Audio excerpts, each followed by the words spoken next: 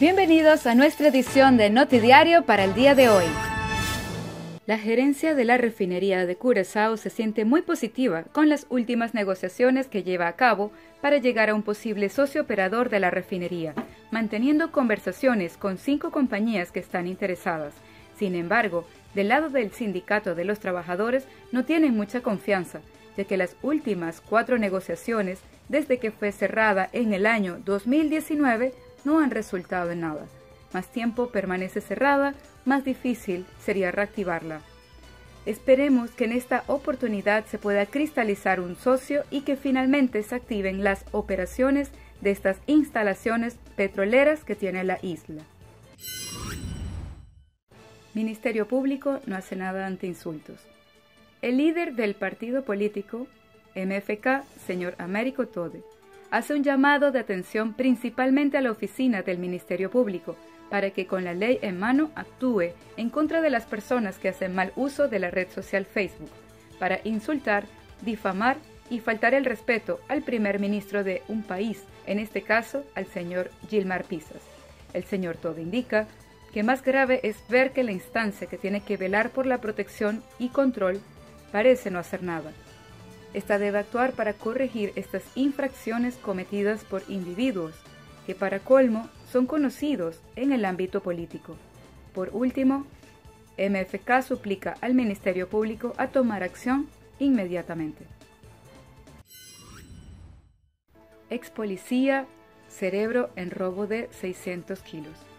El equipo de investigación INEX 2.0 que se encontraba en Holanda y que lleva el caso del robo de 600 kilos de droga en una estación policial, regresa a Curazao después que las autoridades holandesas realizaron la captura de 2 posibles involucrados en el robo. Estas personas fueron entregadas a las autoridades de la isla. Cabe destacar que uno de los implicados es un ex policía que aparentemente fue el cerebro de toda la operación. El juez dictaminó su detención inmediata para seguir con las investigaciones. No se descartan más detenciones. Y ahora, nuestras noticias internacionales. Spotify refuerza medidas para combatir la desinformación sobre el coronavirus. La plataforma sueca publicó el domingo que comenzará a orientar a los usuarios de podcast que discuten el virus a información factual sobre la pandemia. El anuncio ocurre luego de una controversia iniciada por la leyenda del folk rock Neil Young, quien anunció esta semana la salida de su música de Spotify si esta no renunciaba a albergar el podcast del controvertido y muy escuchado Joe Rogan.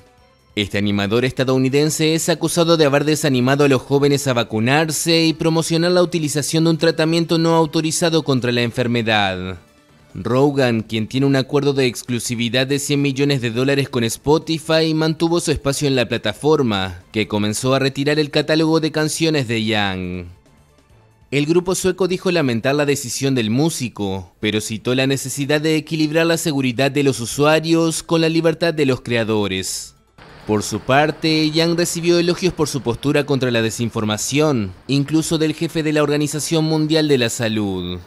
El duque y la duquesa de Sussex también expresaron su preocupación por la desinformación en la plataforma de Spotify, pero reafirmaron su compromiso de continuar usándola para difundir sus contenidos.